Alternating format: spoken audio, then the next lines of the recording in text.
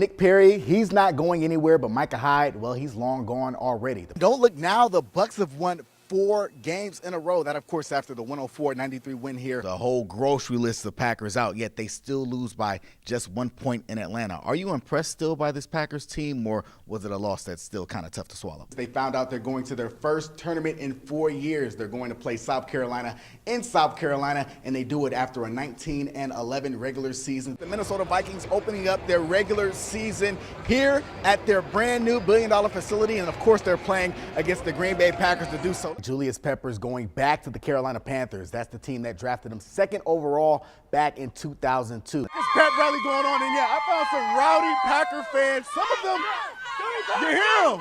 I know you hear them out there.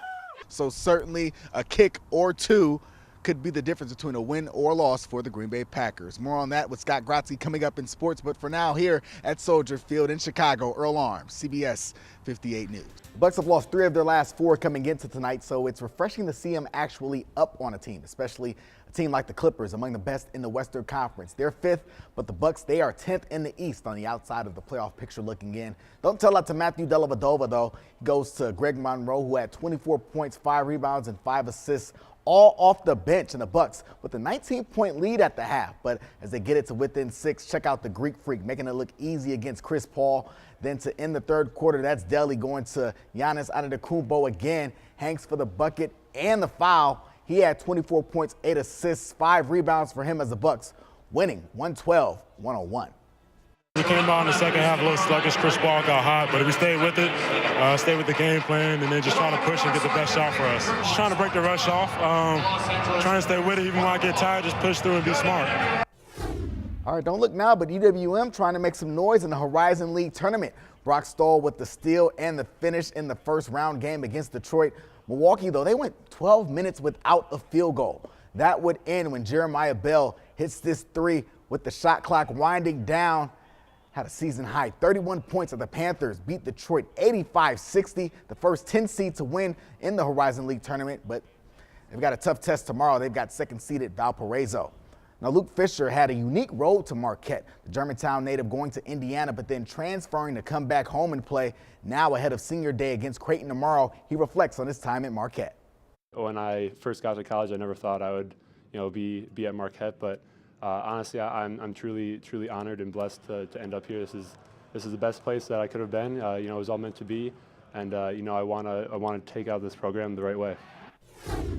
Brewers playing the Angels in some Cactus League ball. This is Junior Guerra on the mound with the strikeout. 2 innings of work, 2 scoreless innings against the LA Angels today. But we go to Domingo Santana, showing that power at the plate. 2 home runs, both to left, plus a double in the 5th inning. Here's the second one right here. He had 3 RBI, but the Brewers, they fall to LA 6-5. That's your look at sports. We'll be back. Whether it's coming together for success on the pitch or banding together to fight a cancer diagnosis, it takes a team to do the things that one person just simply cannot do. The women of Scylla Rugby here in Milwaukee, in both ways, defining the word team. Strength, endurance, toughness. Much better. All things Liz Satterfield of Scylla Rugby says are needed for success on the pitch. There you go. There's a place on the field for every body type, every strength/speed. Satterfield, or Coach Liz as she's known as, also says rugby is a sport that empowers the mind and the body. Never felt so in control of myself, my community, my friends, and this incredible network of family that rugby has provided that no other sport ever has. Slap those arms out of there. After moving here from Minnesota a couple years back, Coach Liz leaning on her rugby family after being diagnosed with breast cancer. Fortunately, though, Scylla's got her back. When I decided to shave my head before I started losing it during chemo, they threw me a head shaving party. Big step, big step! And we put that extra mile for driving to her chemo appointments. People from the team volunteered to help her, to take her there, to sit with her during her appointments, and to take her home. And it was just great family and rugby together to help each other out. And for even more personal support, Coach Liz doesn't have to look far to find a breast cancer survivor. From the second that I told them, they were by my side throughout the entire thing, and they helped me get through it. I don't know if I'd be here, honestly, right now without them. and without their support. Nice fight, Sarah. Since 2002, Scylla has been around to show the women of Milwaukee rugby and support when they need it the most. Support Coach Liz is forever grateful for. It's amazing how you can travel throughout the country and the world, and through rugby, people find a sense of home. It is the universal part of this incredible sport.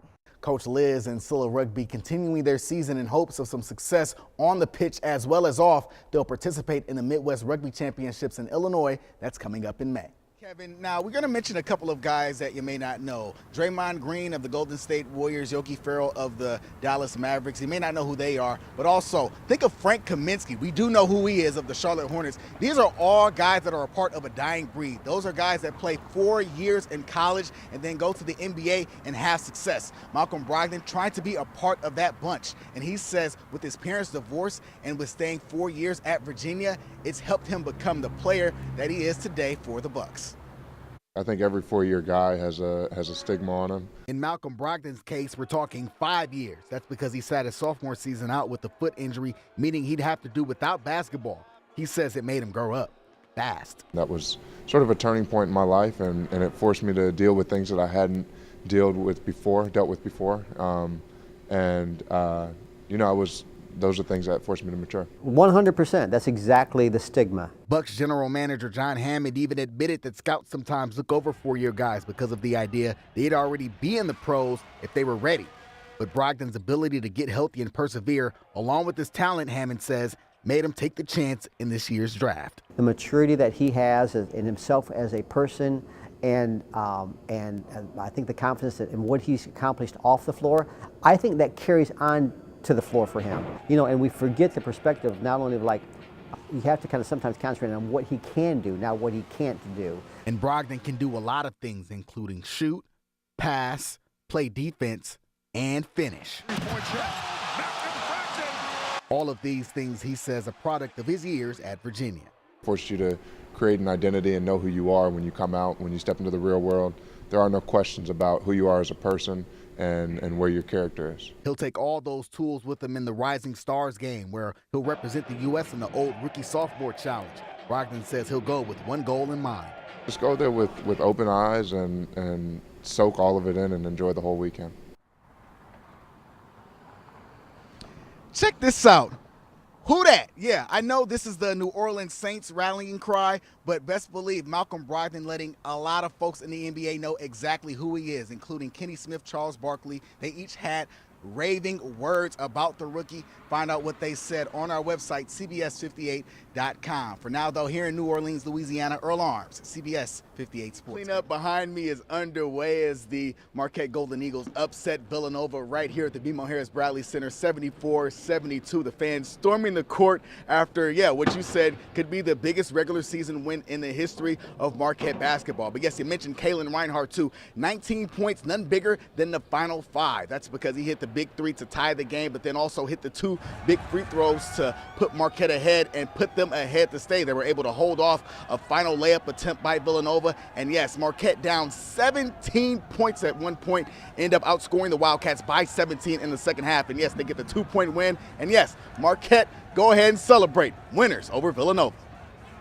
It feels amazing. It's a testament to my teammates and coaches who just trusted me, from day one I got here. And just knowing that I had to stay in the gym and it was going to happen, a breakthrough was going to happen for myself individually.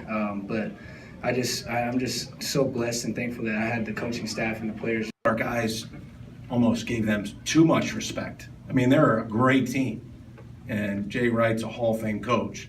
But at the end of the day, you're in between the lines, man, lay it on the line. And I thought as the game wore on, we got more comfortable in doing that. So yes, Kalen Reinhardt with a signature game, Steve Wojciechowski with a signature win. I asked him, how far can this team go after beating number 7 Creighton on Saturday, number 1 Villanova tonight? He says as far as they want to go. So Marquette maybe not going to the Final Four as they did in 2003 when they last beat the number 1 team, but certainly one of the best teams in the country right now when they could show that they are with a tournament bid coming up in March. But for now, here at the BMO Harris Bradley Center, Earl Arms, CBS 58 Sports.